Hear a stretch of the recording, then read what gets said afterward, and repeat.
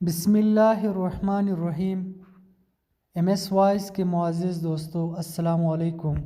آج کی ہماری یہ ویڈیو ایک حقیقت پر بنی ہے جن کا نام ہے بادشاہ اور فقیر۔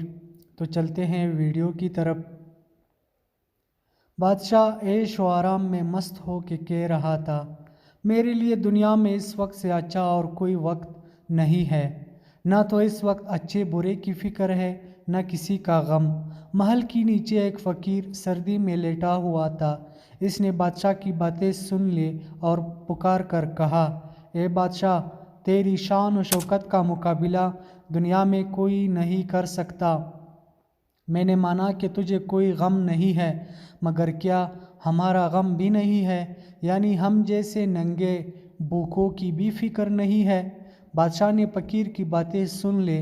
اس کے دل پر اثر ہوا۔ 1000 اشرفیوں کی تھیلی نکالی اور کھڑکی سے باہر لٹکا کر کہا، اے درویش، اپنا دامن پھیلاؤ۔ فقیر نے جواب دیا، میرے بدن پر کپڑے ہی نہیں ہے، دامن کہاں سے لاؤں؟ بادشاہ کو اس کی غریبی پر بہت رحم آیا۔ ایک قیمتی لباس اور اشرفیوں کی تھیلی اس کے پاس بھیج دی۔ فقیر نے تھوڑی ہی دنوں میں اشرفیاں خرچ کر دی اور دوبارہ بادشاہ کے پاس آیا۔ نیک دل لوگوں کے ہاتھ میں دولت نہیں ٹھہرتی، جس طرح چلنی میں پانی نہیں ٹھہرتا اور بے چین دل والے کو صبر نہیں آتا ہے۔ بادشاہ کو اس فقیر کا خیال بھی نہیں رہا۔ جب لوگوں نے اس کے دوبارہ آنے کی اطلاع دی اور حال بتایا تو اس کو بہت غصہ آیا۔ سن کر منہ پھیر لیا۔ عقل مندوں نے کہا کہ بادشاہ کی سختی اور غصے سے بچنا چاہیے، کیونکہ اکثر ان کی توجہ سلطنت کے بڑے بڑے کاموں کی طرف ہوتی ہے، اس لیے عام لوگوں کی بھیڑ کو پسند نہیں کر سکتے۔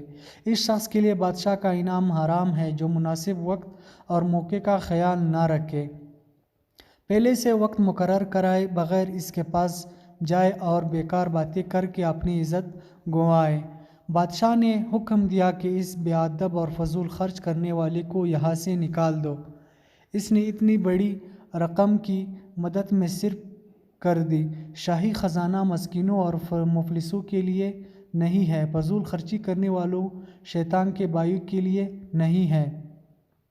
جو بیوقوف دن کی روشنی میں شمع جلاتا ہے، اس کو جلدی ہی معلوم ہوتا ہے کہ اس کے چراغ میں تیل نہیں رہا، یعنی فضول خرچی کی وجہ سے مال جلد ختم ہو جاتا ہے۔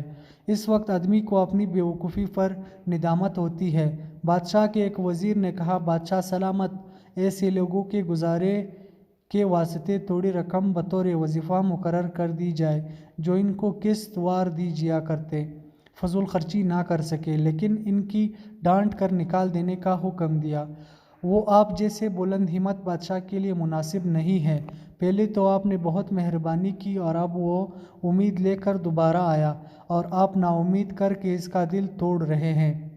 پہلے ہی کسی لالچی کو اپنے پاس آنے کا موقع نہ دینا چاہیے تاکہ وہ بار بار پریشان نہ کرے، اور جب ایک دفعہ اپنی خوشی سے اس کو آنے دیا تو پھر سختی سے اس کے لیے اپنا دروازہ بند نہ کرنا چاہیے۔ حجاز عرب کے ملک میں پانی کم ہوتا ہے، مگر یہ کسی نے نہیں دیکھا کہ وہاں کے پیاسے کبھی سمندر کے کنارے پینے کے لیے جمع ہوئے ہیں۔ اس لیے جہاں کہیں میٹھے پانی کا چشمہ ہوتا ہے، وہاں انسان، چڑیا اور چونٹیاں سب جمع ہو جاتی ہے۔ اسی طرح جو شخص سختی سے سخی ہوتا ہے، حاجت مند لوگ اس کے پاس آتے ہیں۔ شیخ سعدی کی گلستان۔